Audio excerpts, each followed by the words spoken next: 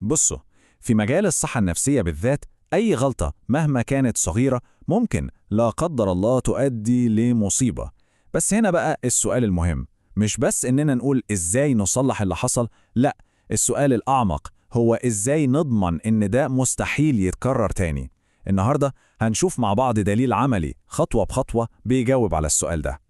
يعني لما تحصل مشكلة كبيرة زي مثلا مريض يحاول يأذي نفسه أو يهرب، إيه اللي يضمن إن الإجراءات اللي بناخدها بعد كده دي هتمنع المشكلة دي بجد؟ الإجابة ببساطة هي عملية منظمة وليها خطوات، واسمها تحليل الأسباب الجذرية والإجراءات، أو زي ما بنختصرها RCA Square. طيب، تعالوا بقى ندخل في تفاصيل العملية دي. الموضوع ده يا جماعة مش مجرد تحقيق عادي عشان نشوف مين غلطان، لا، دي أشبه برحلة منظمة، رحلة بتاخدنا من الفوضى واللخبطة اللي بتحصل وقت الحادثة لحد ما نوصل لوضوح تام للأسباب والحلول. الهدف في الآخر إننا نحول الغلطة دي لفرصة حقيقية نخلي بيها المكان أأمن للمرضى بتوعنا.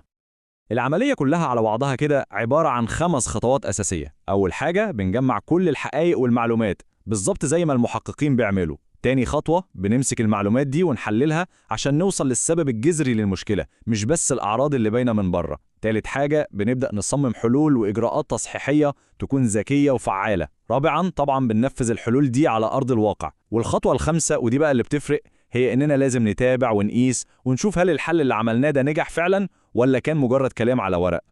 طيب، تعالوا نركز شوية على خطوة التحليل دي اللي هي تعتبر قلب العملية كلها. الهدف هنا وبكل وضوح هو إننا نفهم بعمق الظروف اللي خلت المشكلة دي تحصل أصلاً. إحنا هنا مش بنلعب لعبة مين غلطان ولا بندور على كبش فداء نلبسه الموضوع خالص. إحنا بنحاول نفهم النظام نفسه، السيستم كان فيه إيه غلط.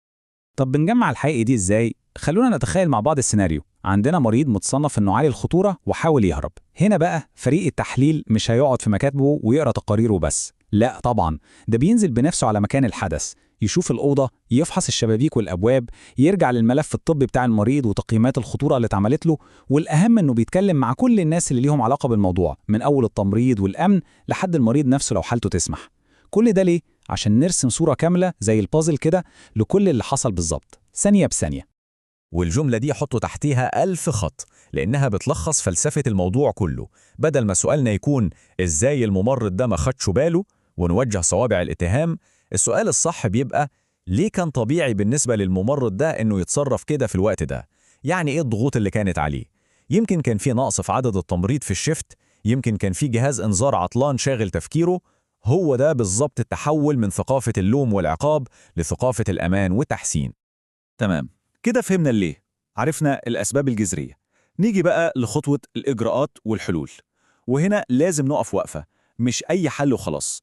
لأننا لو اكتفينا بإننا نطلع قرار جديد أو نعمل تدريب للموظفين، فإحنا كده بنضحك على نفسنا في معظم الحالات. لازم جدا نختار الإجراءات اللي ليها تأثير حقيقي، تأثير يفضل موجود ومستمر. وهنا بقى بتيجي أداة في منتهى الأهمية بتساعدنا نفرق بين الحلول دي، اسمها هرم الإجراءات التصحيحية.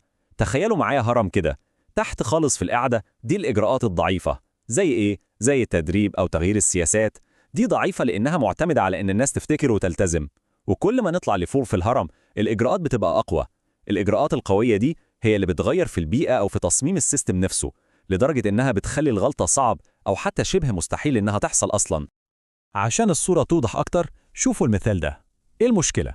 مريض حاول الانتحار في الحمام. طيب الإجراء الضعيف هنا إيه؟ إني أجمع التمريض وأقول لهم يا جماعة من فضلكم زودوا المراقبة في الحمامات. ده إجراء ضعيف، لأن الممرض ده بني آدم، ممكن يضغط في الشغل، ممكن ينسى. طيب إيه بقى الإجراء القوي؟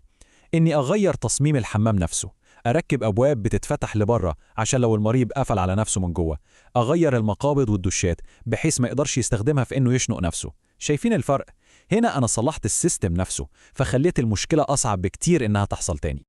حلو قوي، عملنا الإجراء القوي وصلحنا تصميم الحمام، كده خلاص مهمتنا خلصت؟ الإجابة القاطعة لأ، ودي من أكبر الغلطات اللي أي مكان ممكن يقع فيها. لسه في خطوة أخيرة ويمكن تكون هي أهم خطوة فيهم كلهم، القياس والمتابعة. لازم، وبقول لازم تاني، متأكد بالأرقام وبالدليل إن الحل بتاعنا ده جاب نتيجة فعلا على أرض الواقع. من غير قياس يبقى كل اللي عملناه ده ممكن يروح على الفاضي. وهنا بنرجع لنقطة جوهرية جدا، الخطأ البشري عمره ما بيكون هو السبب الجذري، هو مجرد عرض زي السخونية كده لمشكلة أعمق في السيستم. يعني لما التحليل بتاعنا ينتهي عند فلان غلط أو فلان نسي، يبقى احنا كده لسه ما كملناش. لازم نسأل السؤال اللي بعده، طيب إيه في نظام الشغل بتاعنا هو اللي سمح للغلطة دي إنها تحصل؟ أو إيه اللي خلاها سهلة قوي كده إنها تحصل؟ الخطأ البشري هو الخيط اللي بنمسكه عشان نبدأ التحليل، مش النقطة اللي بننهي عندها. وعشان القياس ده ما يبقاش كلام وخلاص، لازم يكون ليه خطة واضحة ومحددة. لكل إجراء تصحيحي بنعمله لازم نجاوب على 4 أسئلة بسيطة. أولاً، مين الشخص أو القسم المسؤول عن القياس ده؟ ثانياً، هنقيس إيه بالظبط؟ لازم نكون محددين. ثالثاً، إيه الهدف اللي عايزين نوصله؟ يعني نسبة النجاح المستهدفة كام؟ ورابعاً، هنقيس إمتى؟ وهنفضل نقيس لحد إمتى؟ ال4 إجابات دول هما اللي بيضمنوا إننا بنحول الكلام والنوايا الكويسة لنتائج ملموسة. طيب، كل الكلام اللي فات ده جميل ومنطقي، بس اسمحوا لي أقول لكم كل ده ممكن يبقى ولا ليه أي لازمة لو في عنصر واحد بس ناقص. عنصر واحد لو مش موجود، كل ده هيبقى شوية ورق في الأدراج. العنصر ده هو القيادة. دور الإدارة العليا للمستشفى مش مجرد دور ثانوي، لأ، دي هي الموتور اللي بيحرك العملية دي كلها. هي اللي بتخلق الثقافة والبيئة اللي بتسمح لعملية زي دي إنها تنجح من الأساس. ودور الإدارة هنا مش إنه يقول أنا موافق وخلاص، لا طبعاً، لازم يوفر الموارد، يعني الفلوس والوقت، للفرق اللي بتعمل التحليل. لازم يتابع بنفسه تنفيذ الحلول دي وصلت لفين. لازم يشوف التقارير ويعرضها على مجلس الإدارة. والأهم من كل ده، لازم يوصل رسالة واضحة للجميع. التحليل ده عشان نتعلم ونحسن، مش عشان نعاقب حد. لأن ببساطة لو الموظف حسن وممكن يتعاقب، عمره ما يتكلم بصراحة، وساعتها عمرنا ما هنوصل للسبب الحقيقي للمشكلة. طيب، إزاي بقى أي حد فينا يعرف إذا كان التحليل اللي بيتعمل عنده في المستشفى ده تحليل بجد ولا أي كلام؟ في كام علامة خطر كده أو ريد فلاجز لو شفتها إيه لأ. أول علامة، لو لقيت السبب النهائي اللي مكتوب في التقرير هو خطأ بشري. تاني علامة، لو لقيت إن كل الحلول المقترحة هي نعمل تدريب أو نعمل سياسة جديدة وبس. تالت علامة، لو التحليل نفسه أخد أكتر من 45 يوم. لو شفت أي حاجة من دول فغالباً التحليل ده سطحي جداً، وتقدر تتوقع إن نفس المشكلة هتتكرر تاني قريب. وفي النهاية الموضوع كله بيتلخص في سؤال واحد، سؤال لازم كل واحد فينا من أصغر موظف لأكبر مدير يسأله لنفسه.